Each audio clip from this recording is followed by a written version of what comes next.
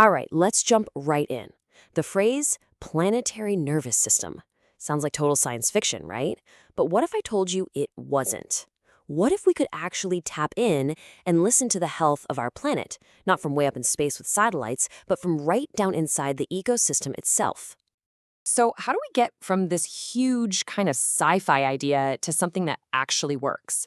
Well, in this explainer, we're going to start with that big idea, the planetary nervous system. Then we'll get into the nuts and bolts of how it's built with nature, not just on top of it. We'll look at its really smart two-layer design, which is both practical and experimental. Then we'll see how it actually works out in the real world. And we'll wrap up by thinking about what this new kind of partnership with nature really means. Okay, so let's unpack that big idea.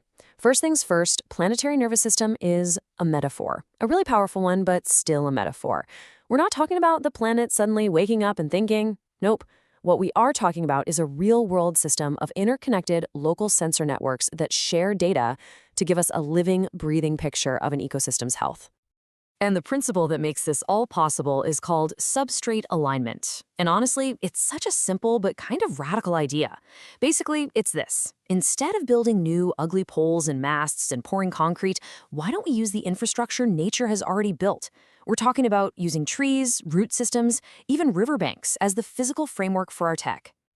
Now, it's a super cool concept, right? And it's really easy to let your imagination run wild with this stuff. But what's so great about this project is how it's actually grounded in some serious practical engineering. So let's get super clear on what GaiaNet is, and just as importantly, what it's not. And this distinction is absolutely crucial. On one hand, GaiaNet is a practical sensor network. It's built with ecosystems to give us open, transparent data for things like citizen science.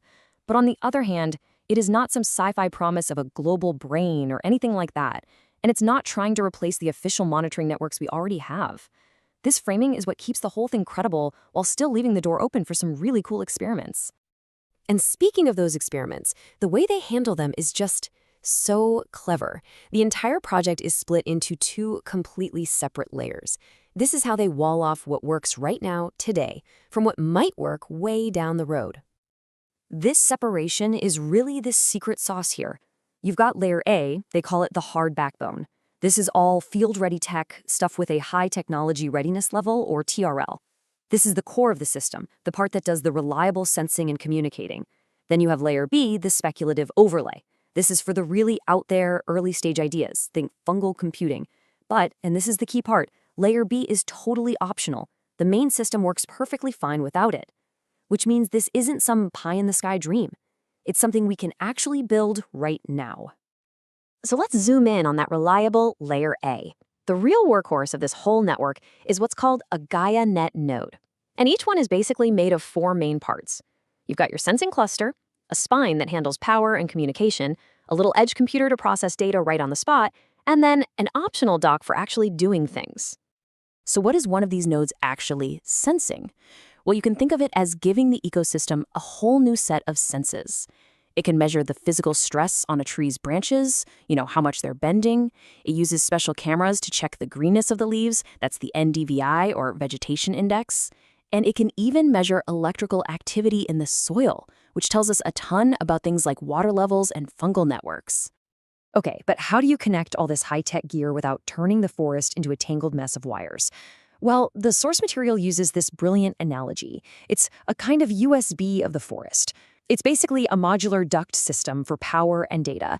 And what that means is that other scientists or citizen scientists or even companies can just come along and plug their own compatible sensors right in. It's built to be open and expandable from day one. And here's where it gets even more interesting. GaiaNet doesn't just listen, it can act. You can plug in these optional modules that can gently intervene in the environment. We're talking about things like tiny little rotors that can scrub pollutants from the air, or special panels that create evaporative cooling during a city heat wave. And the best part? It's all triggered automatically by what the network is sensing. So, with all of this happening, what does the data actually look like? Is it super complicated? Not at all. As you can see here, it's just a simple open table.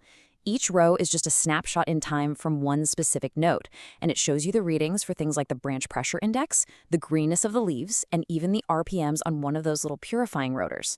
Making the data this simple and transparent is so important for building trust and letting anyone, like citizen scientists, get involved. All right, now that we've established that super solid, reliable foundation with layer A, we can have some fun and talk about the wild stuff in layer B. This is the sandbox, the place where researchers can test those really frontier ideas. Like, for example, can we actually use the huge mycelium networks in the soil as a kind of simple, super energy efficient biological computer? It's totally speculative, I know. But it's being tested on a safe, working platform, which is what makes it so exciting. Okay, so we've got the concept, we've got the hardware, but how does this all come together in the real world?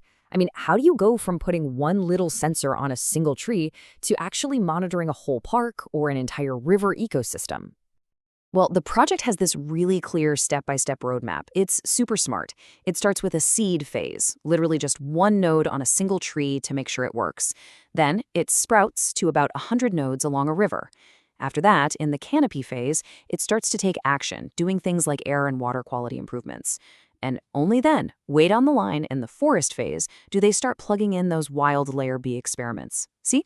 It's all about building trust and learning as they go.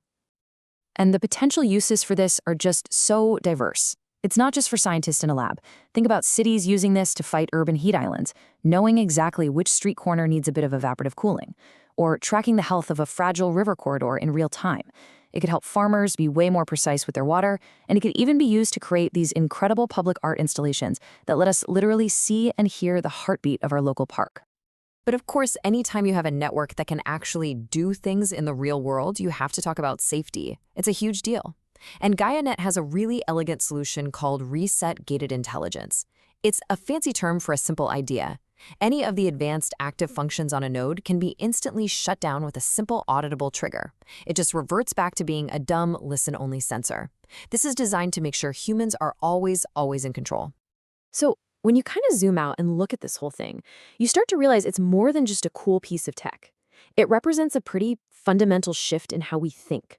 It's not just about collecting more data, it's about changing our entire relationship with technology and the living world. And this quote from the source material just sums it up perfectly. The whole point is to treat ecosystems as partners in sensing and computation, and to build technologies that align with their structure.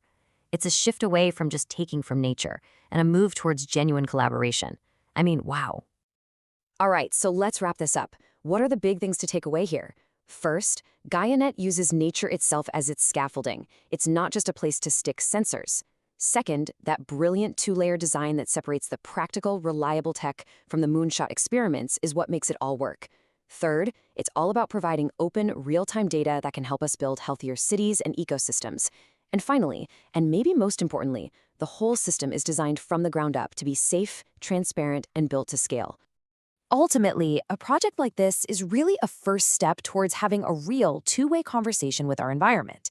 And that leaves us with a pretty massive question to chew on. If our ecosystems could finally talk back to us, what's the first thing we'd ask them?